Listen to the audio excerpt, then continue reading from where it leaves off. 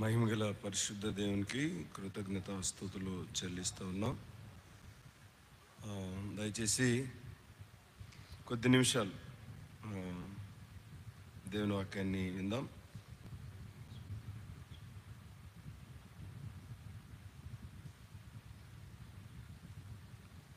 మనం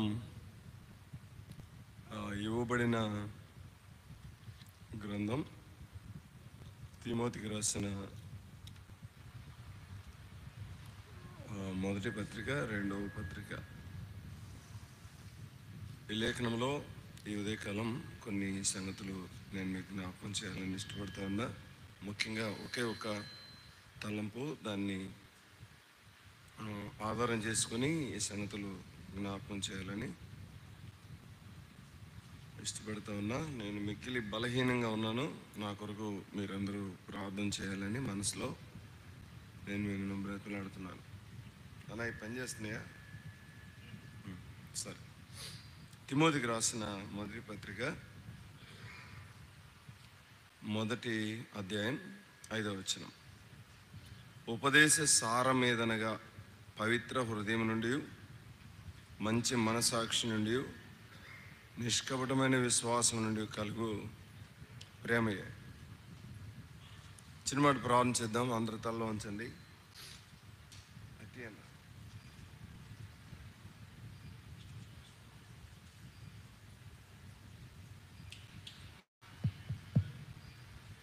కనికరం గల తండ్రి, నీ పరిశుద్ధ పాదములకు స్తోత్రాలు, వందనాలు చెల్లిస్తున్నాం. ఆకాశ మహాకాశాలు పట్టజాలని వాడవు, ఆది సంభూతుడవు, భూపతులకు అధిపతివి, సర్వాధిపతివి, యుగములకు ఇప్పుడును సర్వయుగములందును రారాజుగా ఉన్న మహిమగల మహాదేవుడు. ఈ గొప్ప కనికరాన్ని, కృపను జ్ఞాపకం చేసుకుంటున్నాం. మమ్మను పవిత్రులుగా, పరిశుద్ధులుగా చేయుట కొరకై ప్రియ ప్రభువా, మీరు ఎంత తగ్గించుకున్నారో ఆ లేఖనాన్ని జ్ఞాపకం చేసుకుంటూ ఉన్నప్పుడు భయం అవుతుంది నాయన.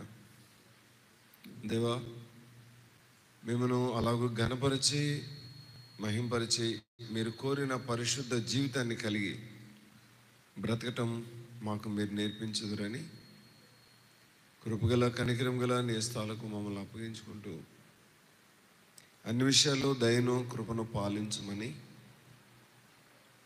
మహాపరిశుద్ధుడు, మా రక్షకుడైన యేసుక్రీస్తు ప్రభువారి పరిశుద్ధ నామమున కృతజ్ఞతాస్తుతులు చెల్లిస్తూ, నేను మిక్కిలి బలహీనుడును, శక్తిహీనుడును. ప్రభువా, నన్ను మరుగు చేసి మీ మాటలు అందించడానికి కృపనిమ్మని యేసయ్య పరిశుద్ధ నామమున ప్రార్థన చేసి పెట్టుకుంటున్నాం తండ్రి. ఆమేన్.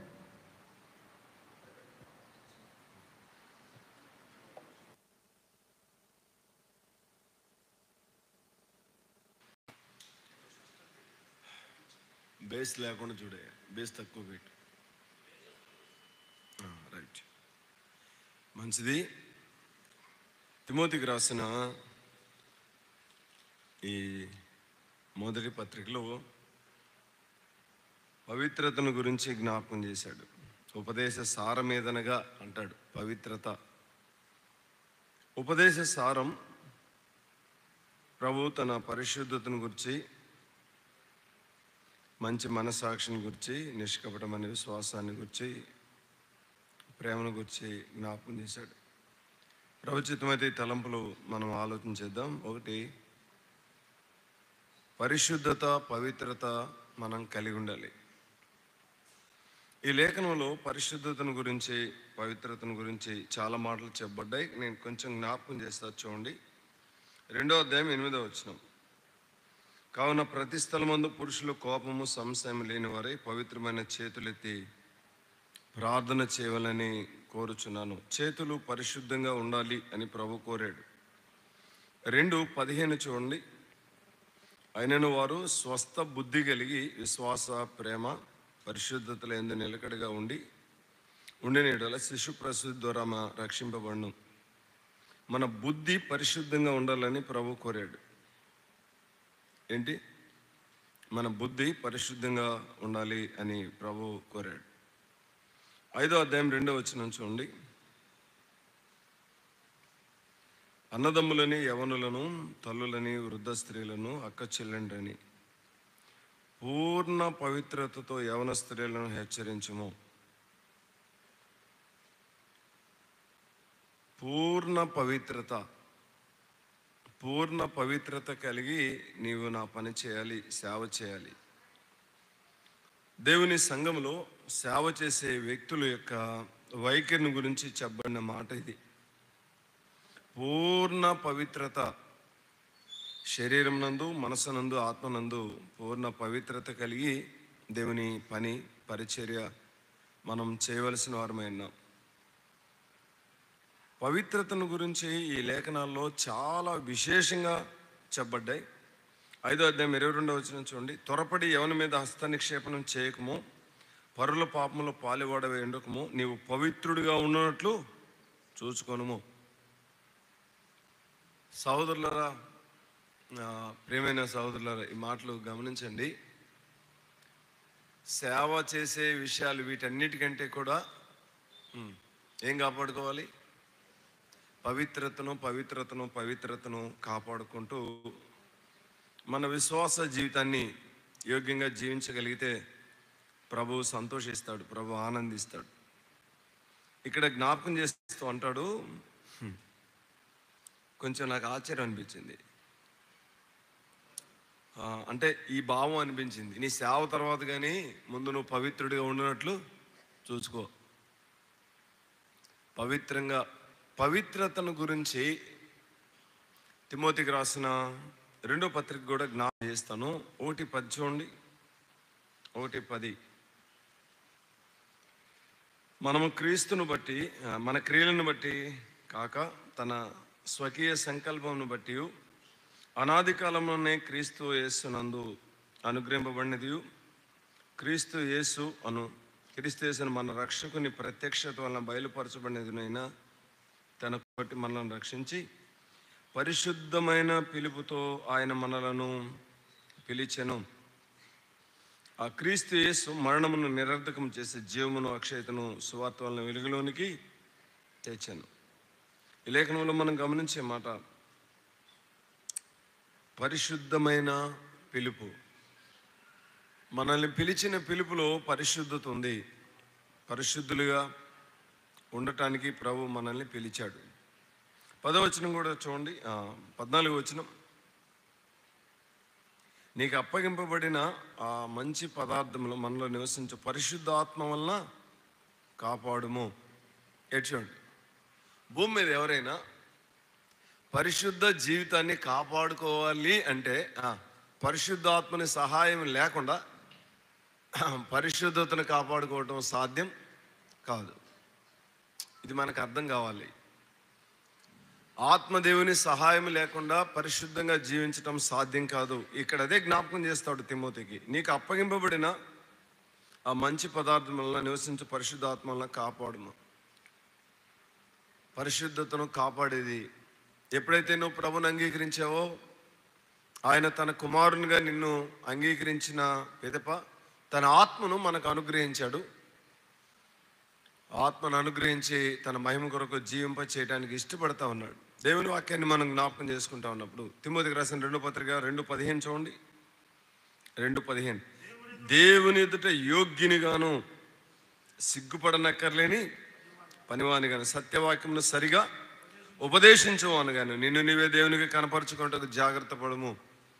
దేవుని ఎదుట యోగ్యునిగా అంటే దేవుని ఎదుట పరిశుద్ధునిగా అని. దేవుని ఎదుట పరిశుద్ధునిగా నువ్వు జీవించాలి. దేవుని ఎదుట పరిశుద్ధునిగా జీవించాలి. 20వ వచనం చూడండి. 21వ వచనం, ఎవడైనా వీటిలో చేరక తన్ను పవిత్రపరచుకునే వారు పరిశుద్ధపరచబడి యజమానుడు వాడుకున్నట్టుకు అర్హమైన ప్రతి సత్కార్యమునకు సిద్ధపరచబడిన ఘనత నిమిత్తమైన పాత్ర అయ్యుండును. యజమానుడు వాడుకునేది ఎవరినంటే పరిశుద్ధ పాత్రలను వాడుకుంటాడు. ఎవరిని వాడుకుంటాడు? పరిశుద్ధ పాత్రలను వాడుకుంటాడు. అంటే మనం పరిశుద్ధ జీవితాన్ని కలిగి యోగ్యంగా ప్రభు కొరకు జీవించే అనుభవాన్ని కలిగినప్పుడు మహిమగల దేవుడు మనల్ని వాడుకుంటాడు. 22వ వచనంలో కూడా ఒక మాట చెప్తాడు, నీవు యవనేచ్ఛ నుండి పారిపోము, పవిత్ర హృదయులై ప్రభునకు ప్రార్థన చేయవారితో కూడా నీతిని, విశ్వాసమును, ప్రేమను, సమాధానమును వెంటాడము. మనం చదువుకున్న ప్రారంభ వచనంలో పవిత్ర హృదయం అంటాడు. ఇక్కడ నేను ఈ భాగంలో ముగింపు చేసే ఈ మాటలో పవిత్ర హృదయం అంటాడు. పవిత్ర హృదయాన్ని కాపాడుకోవాలి. పవిత్ర హృదయాన్ని, పవిత్రతను, దేవుడిచ్చిన పవిత్రతను, పరిశుద్ధతను కాపాడుకోవాలి. ఇటు చూడండి, మీరందరూ నాకెళ్ళి చూడండి. అపవాది కానీ, లోకం కానీ, శరీరం కానీ దాడి చేసే దేనిపైన అంటే పరిశుద్ధత పైనే. 100 శక్తులు కలిసి దాడి చేసేది దేనిపైన? పరిశుద్ధ జీవితం పైనే. యోగ్యంగా, నమ్మకంగా ప్రార్థనా జీవితాన్ని కలిగి ఉన్నావు, వాక్యం చదువుతున్నావు, సంఘ సహవాసానికి వెళ్తా ఉన్నావు, నీపైన దుష్టుడు దాడి చేస్తాడు. దాడి చేసే విషయాలు నేను జ్ఞాపకం చేస్తున్నా. ఒకటి, నీ శరీరం పైన ఎక్కువ దాడి జరిగిద్ది, మనసు పైన ఎక్కువ దాడి జరిగిద్ది. దేన్ని లయపరచడానికి దాడులు అంటే పరిశుద్ధతను. మీరు గుర్తుపెట్టుకోండి, ఏ వ్యక్తి అయినా పరిశుద్ధతలో లోపం కలిగి ఉంటే అతడు డైరెక్ట్గా దేవుని సన్నిధికి వెళ్ళి ప్రార్థన చేయలేడు. వాళ్ళు ఎంత పెద్ద స్పీకర్ అయినా. ఒకసారి భారతదేశానికి అమెరికా నుండి ఒక దైవ సేవకుడు పిలువబడ్డాడు. నాకు భలే ఆశ్చర్యం అనిపించింది. ఆయన కారులో వస్తూ ఉండగా ఒక నగ్నంగా ఉన్న వాల్ పోస్టర్ చూశాడు. ఇంకంతే. మీటింగ్ హాల్కి వెళ్ళాడు. వెళ్ళిన తర్వాత వాక్యం చెప్పలేకపోయాడు. అదే రోజు మళ్ళీ ఫ్లైట్కి అమెరికా వెళ్ళిపోయాడు.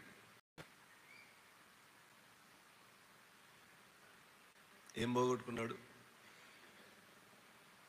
పరిశుద్ధత పోగొట్టుకున్నాడని నేను చెప్పలేదు. అది నా ఉద్దేశం కాదు. మనస్సాక్షి ఏం చేసింది?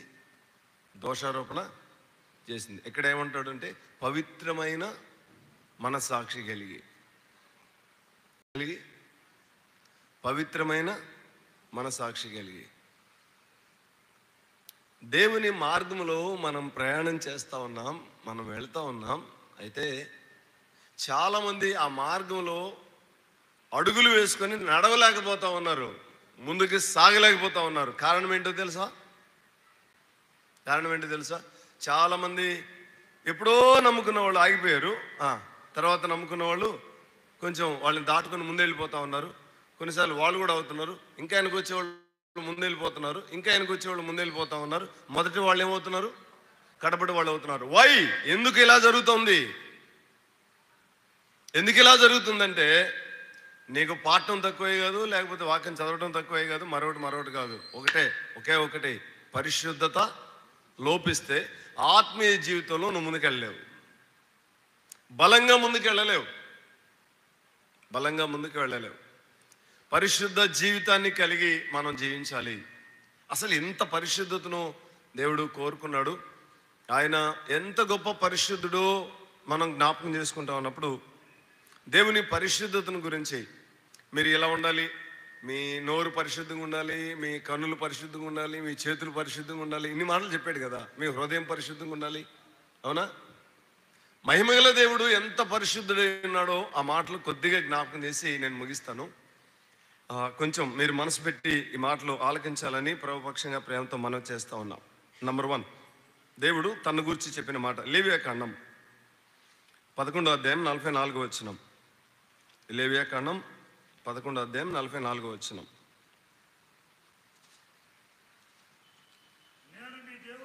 నేను మీ దేవుడైన యెహోవాను, నేను పరిశుద్ధుడను గనుక మీరు పరిశుద్ధులై ఉండునట్లు మిమ్మును మీరు పరిశుద్ధపరచుకొనవలెను. చాలు.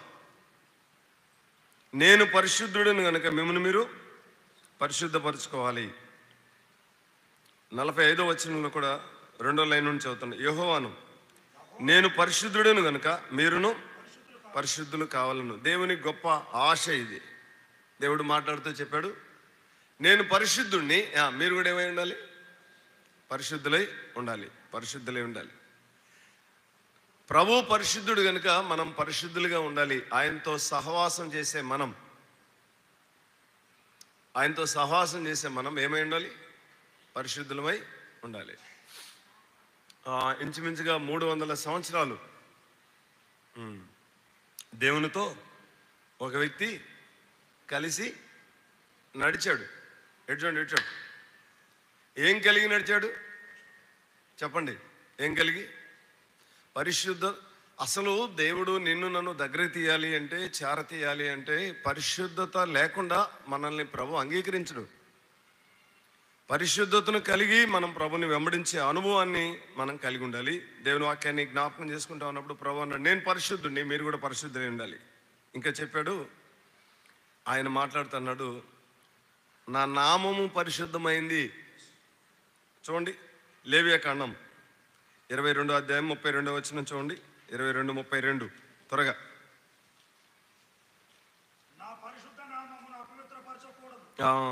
నా పరిశుద్ధ నామమును ఏం చేయకూడదు? చూడండి. దేవుడు ఎందుకో ఈ సిస్టమ్ పెట్టలేదు, కానీ అన్నిటికీ లాక్లు వేసే సిస్టమ్ పెట్టాడు. ఈ పెదాలకు కూడా లాక్లు వేసే సిస్టమ్ పెడితే బాగుండేది కదా. సెల్ ఫోన్లకు లాకులు ఉన్నాయి కదా, ఇంటికి తాళాలు ఉన్నాయి, బీరువాళ్ళకి తాళాలు ఉన్నాయి, కానీ దేనికి తాళాలు చెప్పండి? నోటికి తాళాలు లేవు. ఇక్కడ ప్రభు మాట్లాడుతూ చెప్పిన మాట ఏంటంటే, నా నామమును ఏం చేయకూడదు? అపవిత్ర పరచకూడదు. నన్ను ప్రేమించే నా పిల్లలైన మీరు మీ పెదవులు చాలా జాగ్రత్తగా ఉండాలి. దినవృత్తాంతములు 1వ గ్రంథం 16:36 చూడగలరా? 16:36. దినవృత్తాంతములు 1వ గ్రంథం 16వ అధ్యాయం 36వ వచనం. మేము నీ పరిశుద్ధ నామమునకు కృతజ్ఞతాస్తుతులు చెల్లించినట్లు, నిన్ను స్తుతించు అతిశయించినట్లు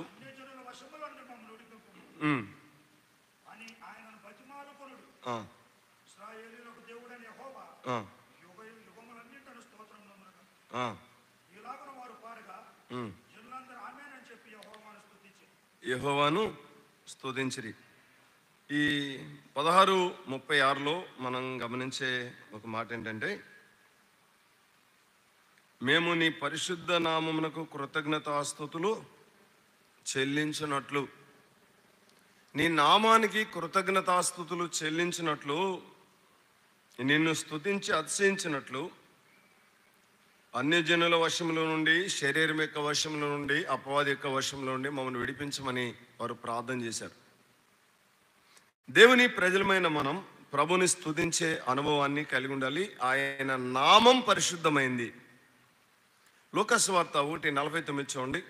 ఇక్కడ కూడా ఈ మాట జ్ఞాపకం చేస్తాడు. లూకా సువార్త 1:49 చూడండి.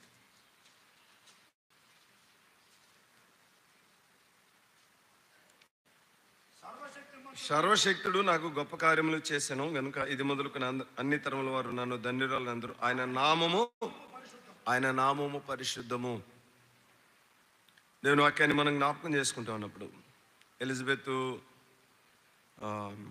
పలికిన మాటలు ఇవి. ఆయన నామము పరిశుద్ధము, ఆయన నామం పరిశుద్ధం. సహోదరులారా, ఆయన నామాన్ని ధరించిన మనము చాలా జాగ్రత్తగా మనం జీవించాలి. ఒకటి, ఆయన పరిశుద్ధుడు, ఆయన నామం పరిశుద్ధమైంది, ఆయన మాటలు పవిత్రమైనవి. 112వ కీర్తన 6వ వచనం చూడండి. 12:6 చూడండి. యెహోవా మాటలు పవిత్రమైనవి, అవి మట్టి మూసలో 7 మార్లు కరిగి ఊదిన వెండి ఎంత పవిత్రములు. యెహోవా మాటలు పవిత్రమైనవి. ఆయన మాట్లాడితే చూడండి, ఆయన మాట్లాడితే ఆయన మాటలు ఎలాంటివి? పవిత్రమైనవి. భక్తులు ఆయన మాట కొరకు దినాలు కనిపెట్టి ఎదురు చూశారు. అందుకే ప్రభు అన్నాడు, నా మాట విని నా మాటలు పవిత్రమైనవి, ఆయన మాటలు పవిత్రమైనవి. పవిత్రమైన మాటలు మనం అనుభవాన్ని కలిగి ఉండాలి. చాలామంది దైవ సేవకులు భూమి మీద దేవుని సేవ చేసిన వారు దేవుని సన్నిధిలో కన్నీరు కార్చి ఏడ్చి ప్రార్థన చేశారు. దేవుని మాటలు చాలా చాలా చాలా పవిత్రమైనవి. కీర్తన 119 కీర్తన 140 వచనం చూడండి ఒక మాట. 119 140. నీ మాట మిక్కిలి స్వచ్ఛమైనది. నీ మాట మిక్కిలి స్వచ్ఛమైనది. స్వచ్ఛమైనది అంటే పరిశుద్ధమైనదని దేవుడు మాట్లాడుతూ ఇక్కడ ఒక మాట జ్ఞాపకం చేస్తా ఉన్నా. దేవుని మాటలకి మనం ఏం కలపకూడదు, ఏం తీసేయకూడదు. చూడండి, ఏమి కలపకూడదు, ఏమి తీసేయకూడదు. ఒక మాట చూడండి, ద్వితీయోపదేశకాండం 4:2. ద్వితీయోపదేశకాండం 4వ అధ్యాయం 2వ వచనం చూడండి. నీ దేవుడని యెహోవా ఇచ్చిన ఆజ్ఞలను మీకు ఆజ్ఞాపించున్నాను. వాటిని గైకొనుట యందు నేను మీకు ఆజ్ఞాపించిన మాటలో దేనిని కలపకూడదు, దానిలో నుండి దేన్ని తీసివేయకూడదు. ఏం కలపకూడదు, ఏమి తీసివేయకూడదు. ఆయన మాటలు పవిత్రములు. ఆయన మాటలు పవిత్రమైనవి, ఆయన మాటలు పరిశుద్ధమైనవి. దేవుని మాటలను గురించి మనం ఆలోచన చేస్తూ ఉన్నప్పుడు ఆయన పిల్లలమైన మనం ఆయన మాట్లాడినట్లు మాట్లాడాలి. చూడండి, కొడుకు పుట్టాడు, సంతోషమే. వాడు చిన్న చిన్న మాటలు మాట్లాడుతుంటే తల్లిదండ్రులకు ఎలా ఉంటుంది? ఇప్పుడంతా యూట్యూబ్లో వచ్చినాయి కదా, మీరు చూస్తూ ఉంటారు. వాడిని కూర్చోబెట్టి వాడు అమ్మ అంటాడా నాన్న అంటాడా, పలకరా అంటే వాడు ఏదో ఒకటి అంటాడు. అమ్మ నాన్న అంటే తల్లిదండ్రులకు ఎలా ఉంటుంది చెప్పండి? 10 సంవత్సరాలు వచ్చి ఏం మాట్లాడకపోతే వాడిని బట్టి తల్లిదండ్రులకి సంతోషం ఏమి ఉండదు. దేవుని పిల్లలమైన మనం కూడా దేవుని వాక్యాన్ని మనం జ్ఞాపకం చేసుకుంటా ఉన్నప్పుడు మన మాటలు దేవుని మాటల వల్లే పవిత్రంగా ఉండునట్లు చూసుకోవాలి. పవిత్రంగా మాట్లాడే అనుభవాన్ని మనం కలిగి ఉండాలి. అంతేకాదు, ఆయన మార్గం పరిశుద్ధమైంది. ప్రభు మాట్లాడుతూ చెప్పాడు, నా మార్గము పరిశుద్ధమైంది. కీర్తన గ్రంథం 77:13 చూడండి. 77:13. 77వ అధ్యాయం 13వ వచనం.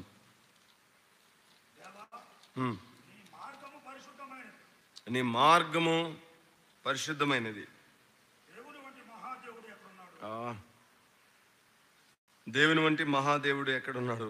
దేవా, నీ మార్గము పరిశుద్ధమైంది. ప్రభువు నడిపించే మార్గములో నేను నడుస్తూ ఉన్నప్పుడు చూడండి, వేలు పెట్టి చూపించేవారు ప్రపంచంలో ఎవరు ఉండరు. ఎందుకని? అది వంకర లేని మార్గం, అది పరిశుద్ధమైన మార్గం. నిందలేసేవాళ్ళు అయినండి, నిన్ను బాధ పెట్టేవాళ్ళు పెట్టని, కానీ ఎక్కువ కాలం బాధ పెట్టలేరు. దేవుని వాక్యాన్ని మనం జ్ఞాపకం చేసుకుంటా ఉన్నప్పుడు ఆయన మార్గం ఆయన పరిశుద్ధుడు, ఆయన నామం పరిశుద్ధమైంది, ఆయన మాటలు పరిశుద్ధమైనవి, ఆయన మార్గము పరిశుద్ధమైంది. దేవుని మార్గములో నడుస్తున్న దేవుని మార్గంలో నడుస్తున్న నేను దేవుని మాటకు మనం లోబడి జీవించాలి. దేవుని మాటకు మనం లోబడి జీవించాలి. ఆయన మార్గములో నమ్మకస్తులమై జీవించాలి. ఆయన నియమించిన మార్గంలో మనం నమ్మకస్తులమై జీవించాలి. ఇంకో మాట జ్ఞాపకం చేసిన, ఆయన సన్నిధి పరిశుద్ధమైంది. లూకా సువార్త 1:75 చూడండి. లూకా సువార్త 1వ అధ్యాయం 75వ వచనం చాలా పెద్దది, కానీ కింద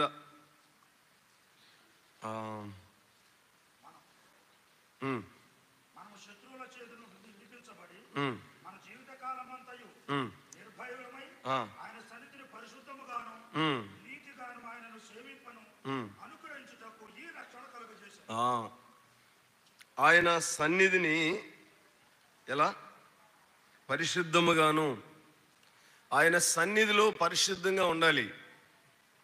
నిర్గమకాండం 3:5లో ఒక మాట చెప్పాడు. నిర్గమకాండం 3:5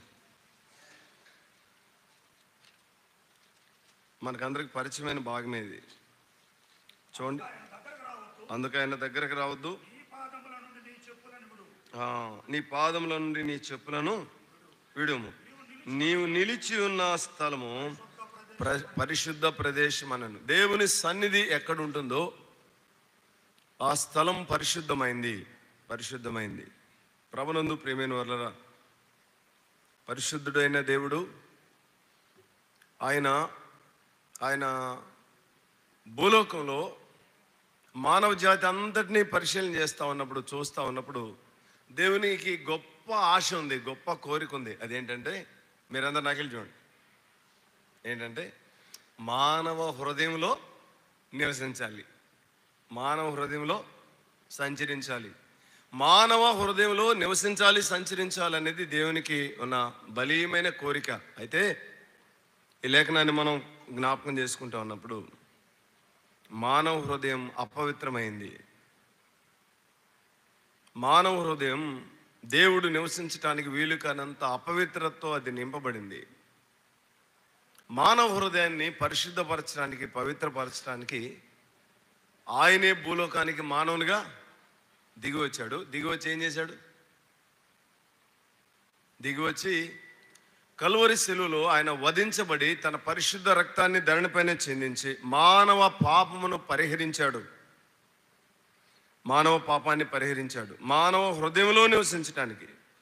నేను కొన్ని మాటలు మీకు జ్ఞాపకం చేస్తాను, చూడండి. కొరింథీయులకు రాసిన మొదటి పత్రిక 10:16 చూడండి. కొరింథీయులకు రాసిన మొదటి పత్రిక 10:16 త్వరగా.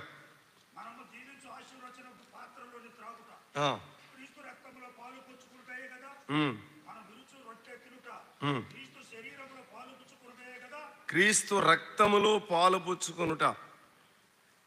యేసుక్రీస్తు ప్రభువారు తన పరిశుద్ధ రక్తాన్ని ధరణిపైన చిందించి ఆ రక్తధారంలో ప్రతి మానవుని పాపదోషములను కడిగి పవిత్రపరిచాడు. ఇంకా చూడండి, ఎఫెసీయులకు రాసిన పత్రిక 2:13 చూడండి. 2:13.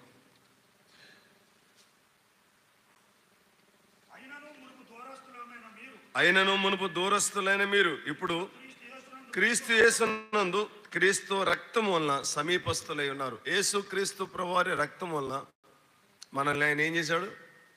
సమీపస్తులు. అంటే ఇప్పుడు పాపి అయిన మానవుడు పరిశుద్ధుడైన దేవుని సమీపించాలి అంటే సాధ్యం కాదు. మీకు ఉదాహరణకి చెప్పాలంటే, ఒక అగ్నిలోనికి ఒక పేపర్ తీసుకెళ్ళి పెట్టండి, ఏమైంది? తగలబడిపోద్ది, అవునా? దేవుడు దహించు అగ్ని. మానవుడు ఎవరు? మానవుడు కేవలం మనము అగ్నికి కట్టెల వంటి వారమని దేవుని వాక్యం తెలియజేస్తూ ఉంది. అట్లాంటి మనలను పరిశుద్ధపరచడానికి, పవిత్రపరచడానికి ఆయన అగ్నిగా పాత నిబంధన గ్రంథంలో దిగి వచ్చాడు. కానీ క్రొత్త నిబంధన గ్రంథంలో ఆయన నర శరీరాన్ని ధరించి నరునిగా భూలోకానికి ప్రత్యక్షమై ఆయన తన శరీరము ద్వారా తన పరిశుద్ధ రక్తాన్ని చిందించడం ద్వారా ఆయన మనల్ని పరిశుద్ధపరిచాడు, పవిత్రపరిచాడు. హెబ్రీ పత్రిక 9:14 చూడండి. హెబ్రీయులకు రాసిన పత్రిక 9:14 9:14 లేక 13 నుండి చూడండి.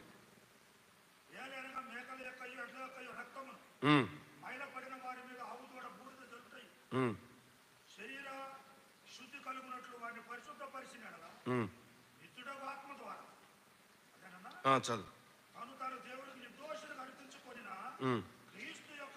క్రీస్తు యొక్క రక్తం నిర్జీవ క్రియలను విడిచి జీవముగల దేవుని సేవించుటకు మీ మనస్సాక్షిని ఎంతో ఎక్కువగా శుద్ధి చేయండి.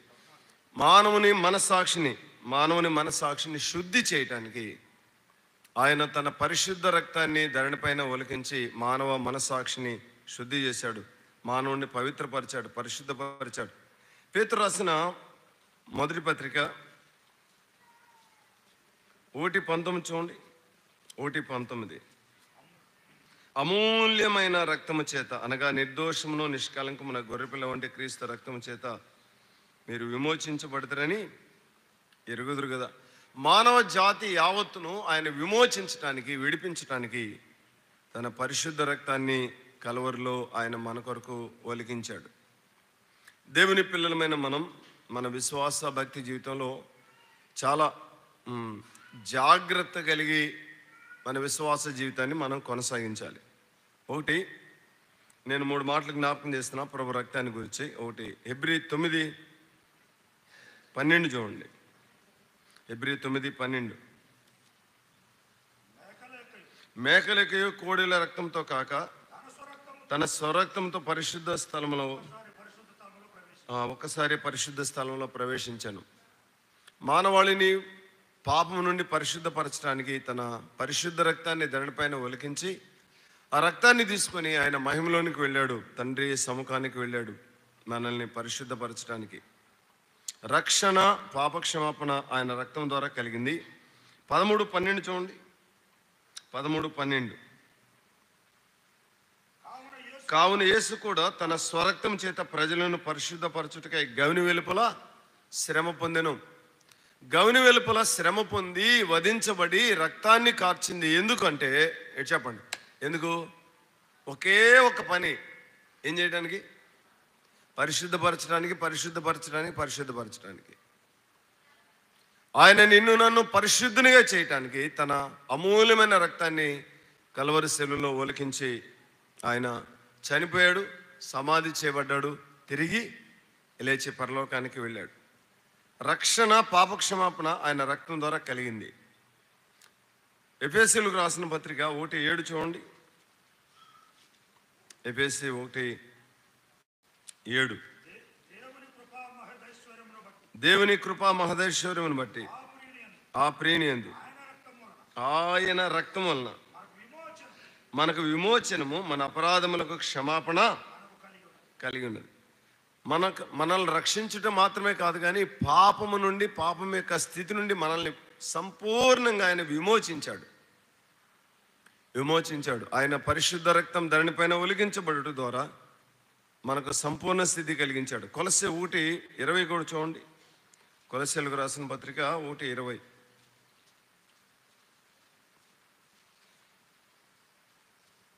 ఆయన శిలువ రక్తం చేత సమస్తమును, అవి భూలోకమందు ఉన్నవైనను పరలోకమందు ఉన్నవి, వాటన్నిటిని ఆయన ద్వారా తనతో సమాధాన పరుచుకున్న వాళ్ళని తండ్రి అభిష్టమైన శిలువ రక్తం చేత హోల్ వరల్డ్, ప్రపంచంలో ఉన్న వాటన్నిటినీ పరిశుద్ధపరచడానికి ఆయన ఇష్టపడ్డాడు. అది తండ్రి యొక్క దయాపూర్వక సంకల్పం. దేవుని వాక్యాన్ని మనం జ్ఞాపకం చేసుకుంటా ఉన్నప్పుడు, పరలోకమందున్న దేవుడు పరిశుద్ధుడు, 100 విషయాలు ఆయన గురించి ఆలోచన చేసిన 100 విషయాలన్నింటిలో ఆయన పరిశుద్ధుడు.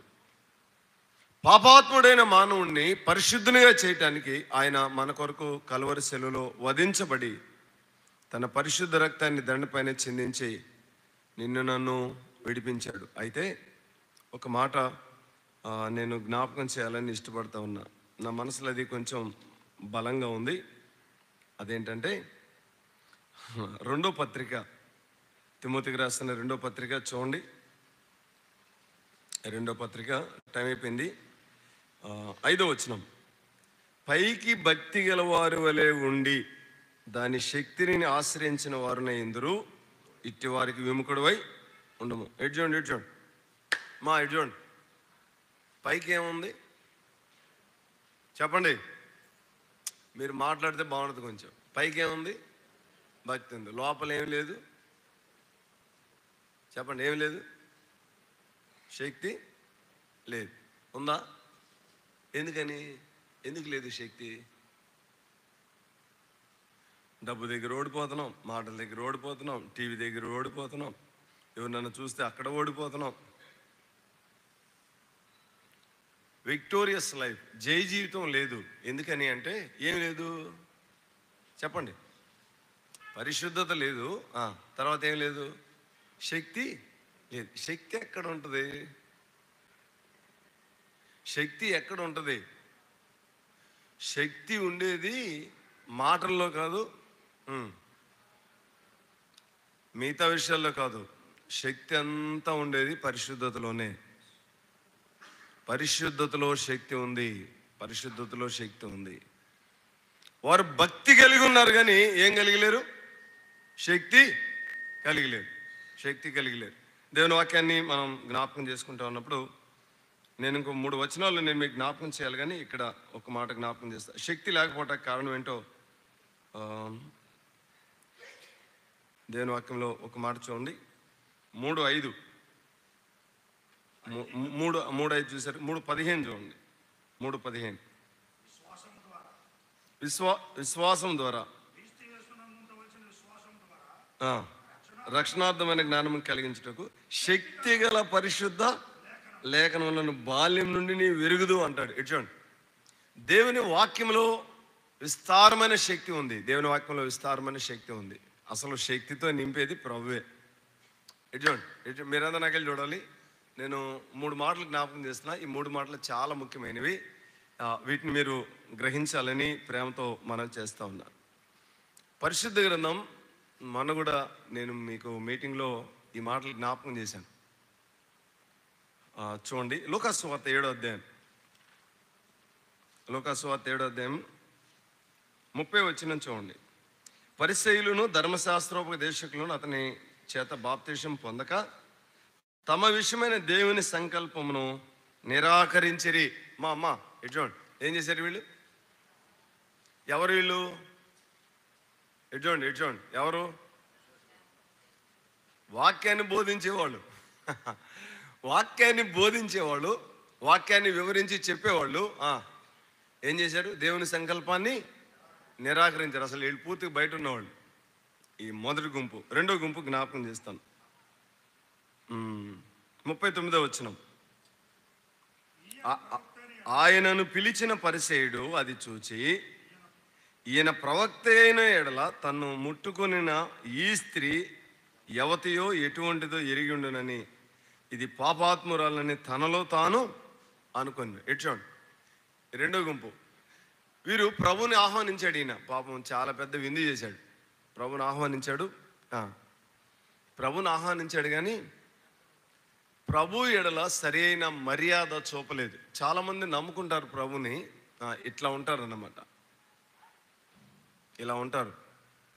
ప్రభు ఎడల సరైన మర్యాద చూపని వ్యక్తులుగా ఉంటారు. మర్యాద చూపడం అంటే ఏంటో ప్రభు వివరించి చెప్పాడు. రండి, 44వ వచనం. ఆ స్త్రీ వైపు తిరిగి సీమోనుతో ఇట్లా అన్నాను, ఈ స్త్రీని చూచున్నావే, నేను నీ ఇంట్లోనికి రాగా నువ్వు నా పాదంలోకి నీళ్ళేయలేదు, కానీ ఈ స్త్రీ తన కన్నీళ్లతో నా పాదములను తడిపి తన తల వెంట్రుకలతో తుడిచాను. నీవు నన్ను ముద్దు పెట్టుకునలేదు, కానీ నేను లోపలికి వచ్చినప్పటి నుండి ఈమె నా పాదములను ముద్దు పెట్టుకున్నట మానలేదు. నీవు నూనెతో నా తలాంటలేదు, కానీ ఈమె నా పాదములకు అత్తరు పోసాను. ఆమె విస్తారముగా ప్రేమించాను కనుక ఆమె విస్తార పాపములు క్షమింపబడినవని నీతో చెప్పాను. ఈ ముగ్గురు వ్యక్తుల్లో ప్రభుని ప్రేమించిన వారు ఎవరు చెప్పండి? ఎవరు? మిగతా వాళ్ళందరూ దృష్టిలో లెక్కలో లేనిది కదా అంటారు కదా, వాడు ఒకటి వేస్ట్ క్యాండిడేట్ అని. అట్లా అయితే ఈ లేఖనాన్ని మనం జ్ఞాపకం చేసుకుంటా ఉన్నప్పుడు, ప్రభునందు ప్రియమైన సహోదరి సహోదరులారా, దేవుని వాక్యాన్ని మనం ఆలోచన చేస్తూ ఉన్నప్పుడు, తన కన్నీళ్ళు ఆయన పాదాల మీద, తన తల వెంట్రుకలు ఆయన పాదాల మీద. ఎటు చూడండి, తల వెంట్రుకలు పాదాల దగ్గరికి రావాలంటే ఏం చేయాలి చెప్పండి? నువ్వు నిలబడితే వస్తాయి ఏంటి? పోనీ కూర్చున్నా వస్తాయా? ఏం కావాలి? వంగాలి. ఏం చేయాలి? చాలామంది నమ్ముకోవడానికి నమ్ముకున్నారు కానీ వంగట్లా. వంగుతున్నారా? వంగట్లా. వంగరు. జుట్టు పట్టుకొని లాగినా వంగరు కదా. ఏం చేద్దాం, అట్లా తయారయ్యాం. కన్నీళ్ళు ఆయన పాదాల మీద, తమ తల వెంట్రుకలు ఆయన పాదాల మీద. ఇంకా అద్భుతమైన మాట అది. పెదవులతో ఆయన పాదాలను ఏం చేసింది? ముద్దు పెట్టుకుంది. నీ పెదవులు నిజం చెప్పు, ఆయనకి చెందినవిగా ఉన్నాయా, లేకపోతే లోకానికి, పాపాన్ని ముద్దు పెట్టుకున్న అనుభవంలో బ్రతుకుతున్నావా? మా ఎలా బ్రతుకుతున్నావు? పాపాన్ని ముద్దు పెట్టుకుని జీవించే అనుభవంలో ఉన్నావా? ప్రభు పాదాలను ముద్దు పెట్టుకునే అనుభవంలో ఉన్నావా? ఆమె పరిశుద్ధపరచబడింది. ఆమెకున్న విలువైన జటమాంస అత్తరు ఏం చేసింది?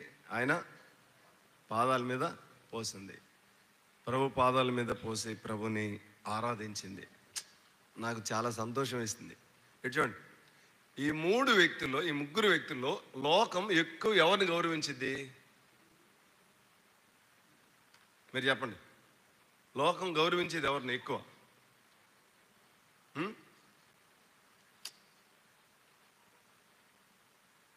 ఒకరు ధర్మశాస్త్రోపదేశకులు, రెండో వ్యక్తి సీమోను, మూడో వ్యక్తి పాపాత్మురాలు.